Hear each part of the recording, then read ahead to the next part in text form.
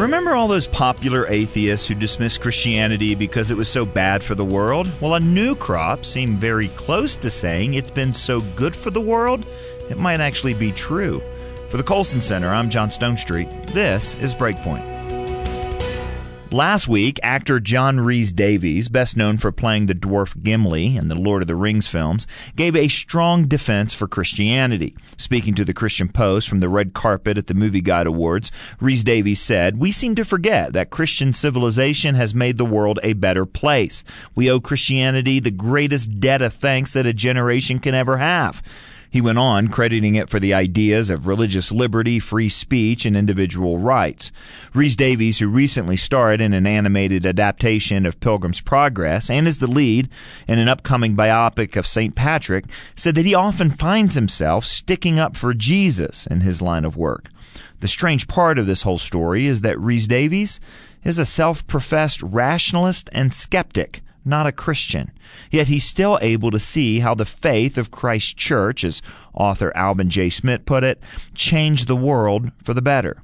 Rhys-Davies is just one of many skeptics, atheists, and secularists of late who reject the rhetoric of Richard Dawkins and Sam Harris and recognize the immense good that the gospel has done for the world.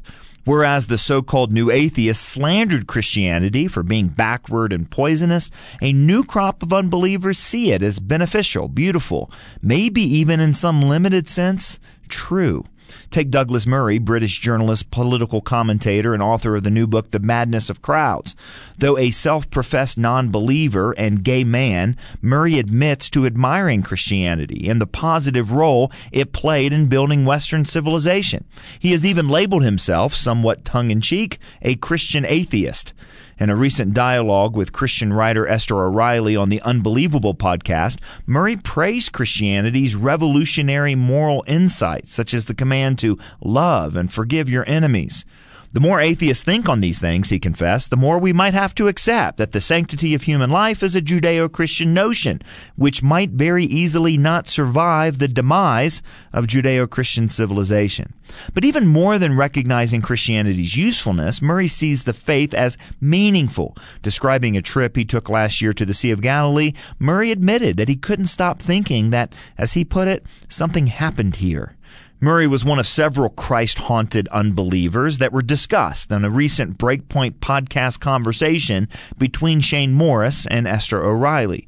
In addition to her recent interaction with Murray, O'Reilly also contributed to an upcoming book about clinical psychologist Jordan Peterson, another who has articulated a strong respect for Christianity from the perspective of non-belief.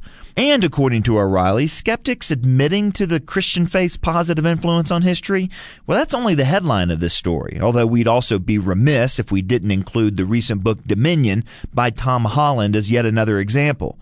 O'Reilly thinks that under the surface, spiritual truth is being found too, much like the skeptics that C.S. Lewis described in his essay entitled Myth Became Fact.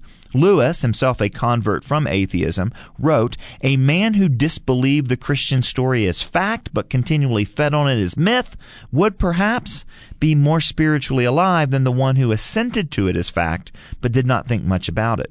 With O'Reilly, we hope that the flame of myth and meaning fans into full-blown belief for these guys, that they'll come to see Christianity as the place where the heart's deepest longings and deepest intuitions about what is good connect with the mind's deepest understanding of what is true.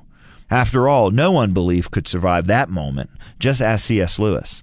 Catch Shane Morris's conversation with Esther O'Reilly on the Breakpoint podcast. You can find it at breakpoint.org or by subscribing to the Breakpoint podcast. For Breakpoint, I'm John Stonestreet.